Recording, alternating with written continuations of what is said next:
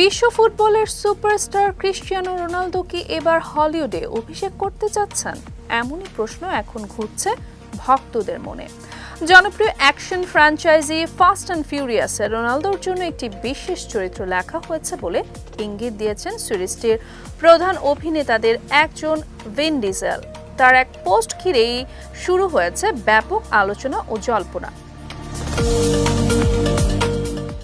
Dominic টোরেত্তো চরিত্রে দীর্ঘদিন ধরে ফাস্ট অ্যান্ড ফিউরিয়াস সিরিজের নেতৃত্ব দিয়ে আসছেন ভিন ডিজেল। সম্প্রতি নিজের ইনস্টাগ্রাম অ্যাকাউন্টে রোনালদোর সঙ্গে একটি ছবি শেয়ার করে তিনি লেখেন, অনেকেই জানতে চেয়েছেন সে কি ফাস্টের গল্পে থাকবে।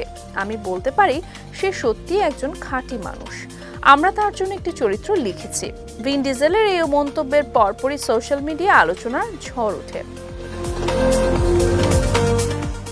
তবে সেই চরিত্রটি ঠিক কী ধরনের অ্যাকশন নাকি ক্যামিও বা গল্পে তার ভূমিকা কতটা গুরুত্বপূর্ণ হবে সেই বিষয়ে এখনো কোনো বিস্তারিত তথ্য প্রকাশ করা হয়নি। একই সঙ্গে বিষয়টি নিয়ে রোনালদোর পক্ষ থেকেও আনুষ্ঠানিক কোনো মন্তব্য আসেনি।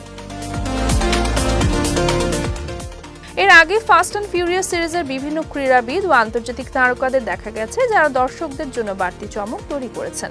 সেই কারণে রোনালদোর সম্ভাব্য অংশগ্রহণ হলে সিনেমাটির প্রতি আগ্রহ আরও কয়েক গুণ বেড়ে যাবে বলে মনে করছেন বিশ্লেষকরা।